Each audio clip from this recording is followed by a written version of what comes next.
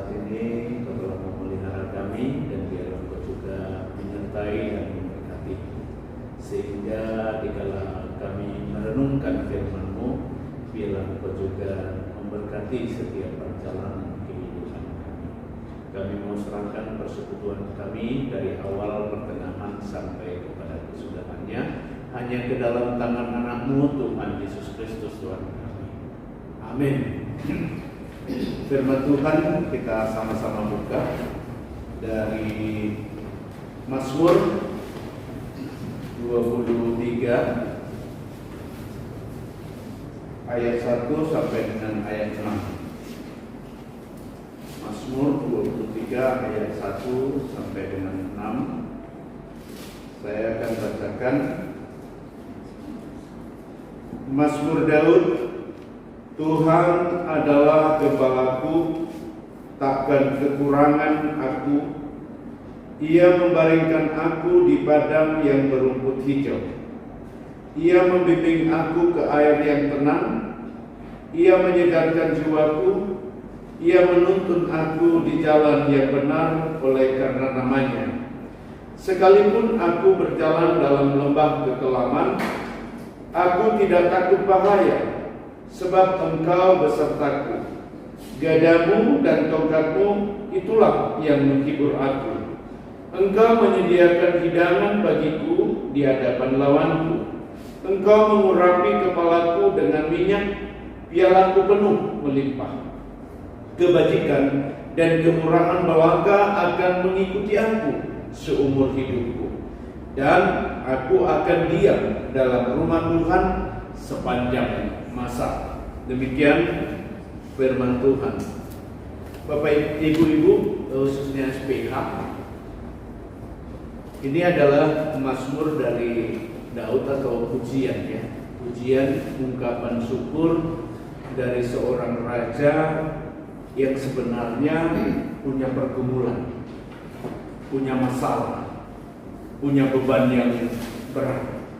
Tetapi di dalam mazmur ini dia mau menyatakan bahwa Tuhanlah yang menggembalakannya. Mengapa dikatakan Tuhan adalah gembala daripada Daud? Karena Daud adalah seorang gembala yang siap untuk berkorban menyelamatkan semua domba-dombanya. Jika dia berhadapan dengan harimau atau pemangsa, maka domba-dombanya akan dilindungi. Maka dia juga mengarahkan ke satu tempat di mana ada rumput yang memang benar-benar subur, sehingga domba-dombanya tidak akan kekurangan. Inilah yang dituangkan oleh Daud di dalam hidupnya, bahwa Tuhan adalah gembala sehingga dia tidak kekurangan. Ia membaringkan aku di padang yang rumput hijau. Ia membimbing aku ke air yang tenang. Ini adalah satu gambaran di tengah-tengah kehidupan Daud, bahwa Tuhan mengarahkan dia, bahwa Tuhan melindungi dia, bahwa Tuhan membaringkan dia. Tetapi kita boleh merasakan ketika Tuhan membaringkan dia di padang rumput yang hijau dan membimbing aku ke air yang tenang. Ini banyak orang berkata betapa sukacitanya Daud ketika Tuhan membaringkan dia di rumput yang hijau. Ia menyegarkan jiwaku, ia menuntun aku di jalan yang benar oleh karena namanya. Sekalipun aku berjalan dalam lembah kekelaman, aku tidak takut bahaya, sebab Engkau besertaku. Gadamu dan tongkatmu itulah yang ini satu perjalanan yang dikatakan Daud berjalan bukan di tempat yang begitu enak, tetapi sekalipun aku berjalan di lembah kekelaman. Rupanya pengalaman Daud ini banyak yang kelam juga, bukan hanya saudara dan saya. Melewati kesusahan, pergumulan, itu artinya kadang-kadang dia dicambuk kadang-kadang dia dituntun, tetapi itulah yang menghibur dia.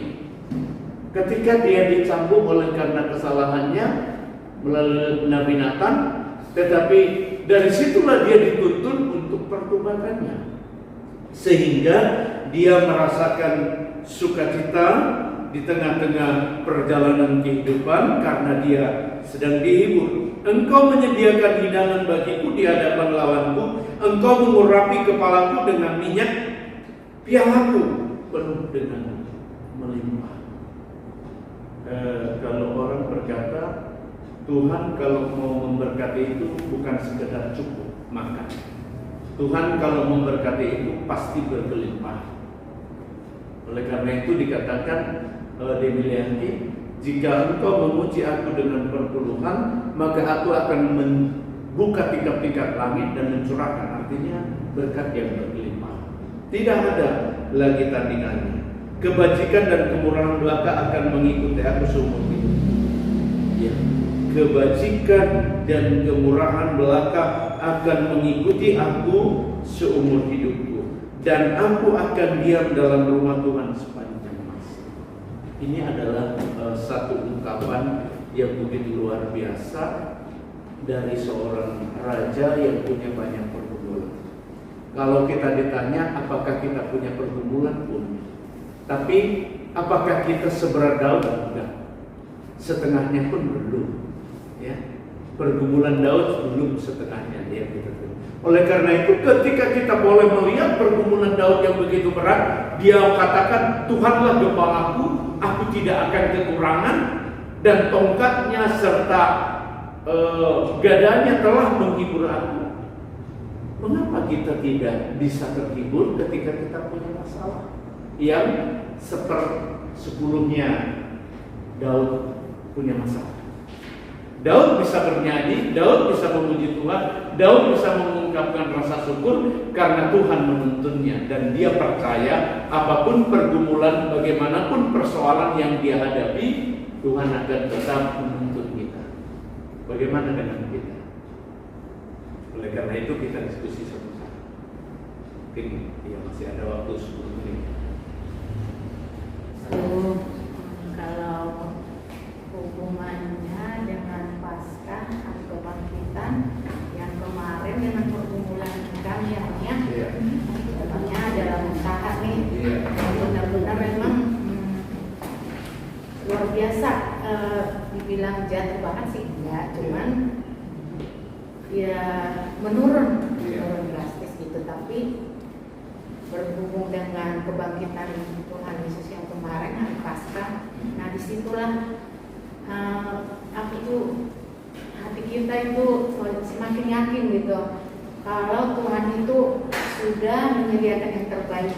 Walaupun usaha sekarang lagi benar-benar terpuruk, tapi saya yakin percaya Tuhan akan memberikan solusi yang terbaik.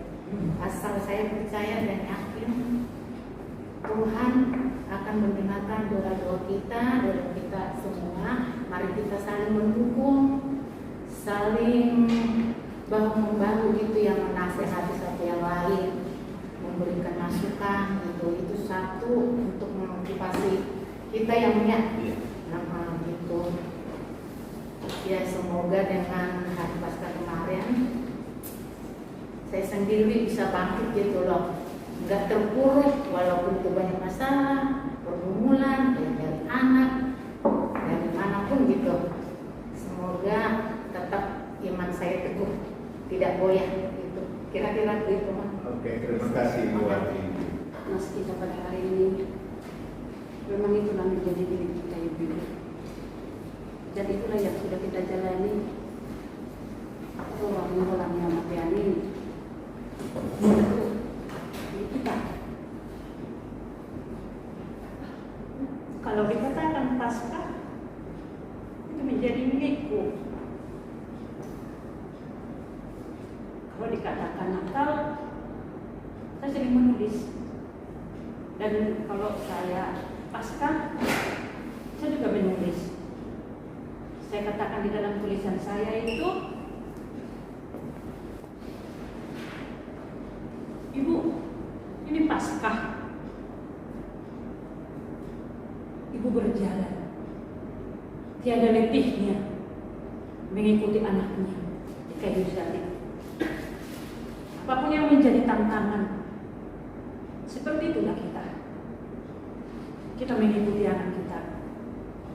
Seperti apapun kesalahan anak kita itu, bahkan itu kita, saudara kita, kalau pada Kamis itu tetap mengikuti, tetap jalan, tetap memantau, mengasihi sepanjang jalan seperti seumur hidup kita. Selalu saya katakan dalam hidup saya, jalanilah di tengah jalan. Ada jalan. Saya katakan dalam hidup saya, seperti Maria yang pergi ke taman. Mereka diskusi, siapa menggulingkan batu? Tapi di tengah jalan ada jalan, batu itu terguling. Seringlah kita ibu-ibu seperti itu setiap hari berjuang buat keluarga kita. Di tengah jalan selalu ada jalan, tidak ada jalan buntu. Saya katakan lagi, kenapa harus ibu-ibu yang ikut mengikuti begitu banyak? Saya renungkan dalam kehidupan saya berumur 55 tahun.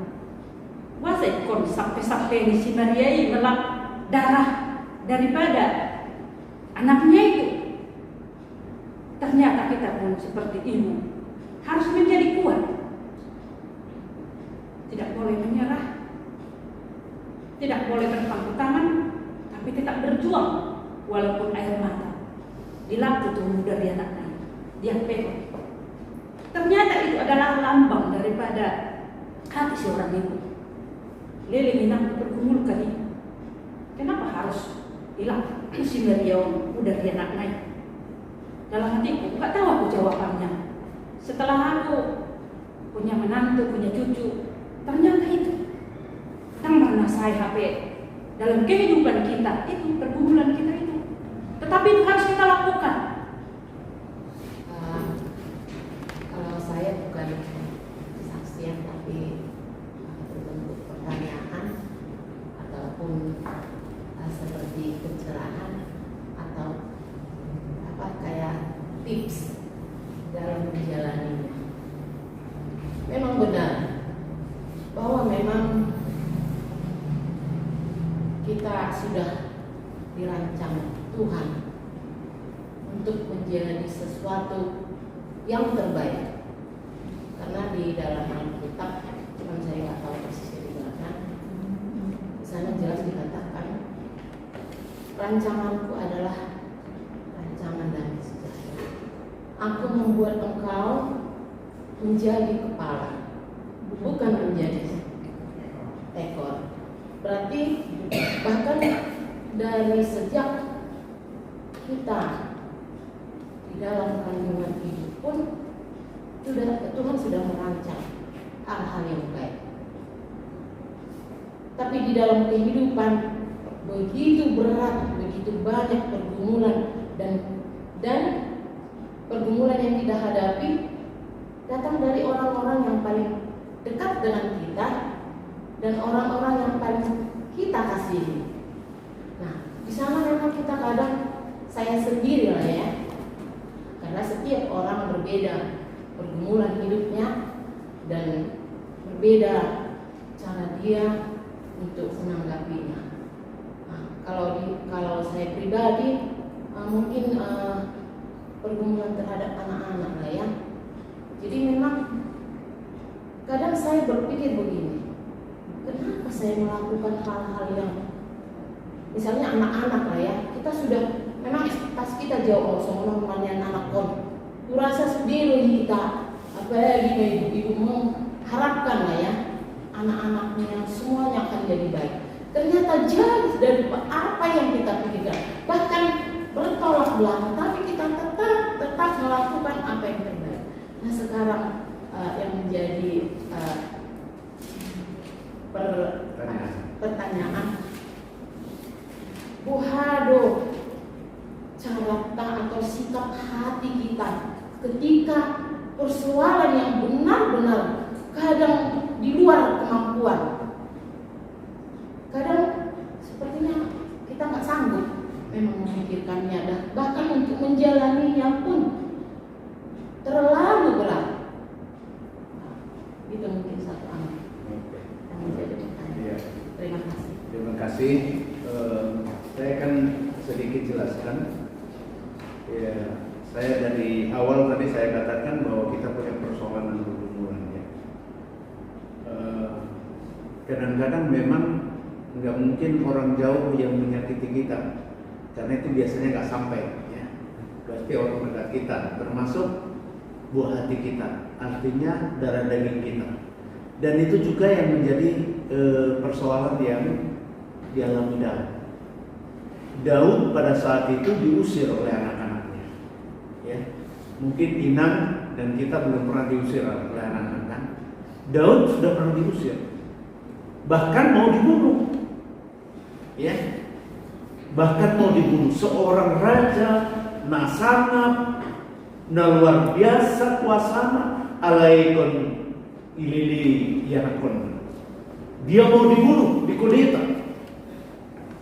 Itu mungkin lebih sakit ya kalau kita rasakan. Tapi Daud masih bisa berkumpul. Oleh karena itu di Mazmur 133 Daud menulis juga nyanyian Jara Daud. Sungguh alangkah baiknya dan indahnya apabila saudara-saudara diam bersama dengan rukun. Artinya Daud melihat anak-anaknya itu gak bisa rukun. Satu dengan yang lain berebut kekuasaan. Bahkan orang tuanya tidak diperdulikan. Jadi cita-cita Daud itu bagaimana anaknya bisa rukun. Itu pergumulan. Dan itu juga pergumulan kita. Kalau Inen tadi katakan bahwa Tuhan itu merancang kita sedemikian rupa, itu di dalam Yeremia 29:11. Aku merancang kamu itu bukan merancang kecelakaan, tetapi merancang damai sejahtera dan untuk menggapai masa depan yang penuh harapan. Menggapai masa depan itu pada saat itu Yeremia sedang bergumul karena orang-orang Israel itu masih dalam pembuangan. Bagaimana Tuhan bisa merancang dengan keadaan seperti ini? Seperti apa yang dialaminya? Bagaimana rancangan Tuhan kepada saya? Anakku, darah dagingku yang 100% kulahirkan, yang aku berkorban untuk dia, bukan hanya berkorban dana, tetapi berkorban nyawa. Kita bisa bayangkan, berkorban nyawa. Tapi dia begitu menyakitkan hati. Sekarang masalahnya, apa yang sebenarnya yang harus kita lakukan? Kan kira-kira seperti itu. Seolah-olah kita tidak mampu lagi, tapi kita bisa hidup. Ya, seolah-olah kita katakan aku tidak tahan lagi Tuhan, tapi kita bisa jalani. Oleh karena itu kalau waktu Paskah kemarin sebenarnya kalau kita naik mobil itu sebagai nahkoda atau supir sering melihat ke depan atau lebih sering melihat kaca spion, kata Pak Menurung dia Preses. Pasti sering kita. Kalau sering-sering terus melihat kaca spion, kita bisa berlanggar, kita bisa susah. Oleh karena itu ketika ada masalah, kan masalah itu masalah sudah lewat. Kita boleh lihat sekali-kali, tapi masa depan yang Tuhan rancang itu masih panjang. Ya. Oleh karena itu kita minta kekuatan kepada Tuhan. Kalau dibilangin pendeta di tengah jalan, pasti ada jalan. Kalau kita lihat dari beberapa hari yang lalu bahwa Tuhan ketika bangsa Israel itu buntu, sudah dikejar dari padang gurun dan menemui laut, di depan laut, di belakang itu udah musuh. Tidak ada harapan. Tetapi Tuhan katakan belah laut, itu dikasih jalan. Begitu juga di dalam kehidupan kita. Kalau orang percaya, pasti dia diberikan jalan. Jangan lihat terus ke belakang, tapi lihatlah ke depan. Masa depan anak-anak kita itu masih banyak. Kesempatan itu masih ada. Banyak orang gagal ketika dia masih anak-anak, tetapi sukses pada waktu dewasa. Kadang kala memang di dalam kehidupan kita mau seperti kita. Sementara anak itu zamannya beda. Kita dulu nggak pakai selop, dia sekolah sekarang harus pakai sepatu. Kalau dulu kita jalan kaki, sekarang harus naik motor. Itu sangat. Kenapa? Karena kita sedang diberkati. Terima kasih Tuhan Yesus atas segala penyertaan-Mu. Terima kasih juga atas berkat yang Kau berikan kepada kami hari ini. Inilah pengumuman Ina SPH HKBP Jatimurni. Tolong Tuhan Kau berkati di dalam masalah kami, di dalam pekerjaan kami, di dalam usaha kami, agar semuanya itu boleh mencukupi segala kebutuhan dan boleh menjadikan kami sukacita, khususnya memuliakan nama Tuhan. Ampuni kami Tuhan, hanya di dalam nama-Mu kami mengucap syukur dan berdoa. Amin.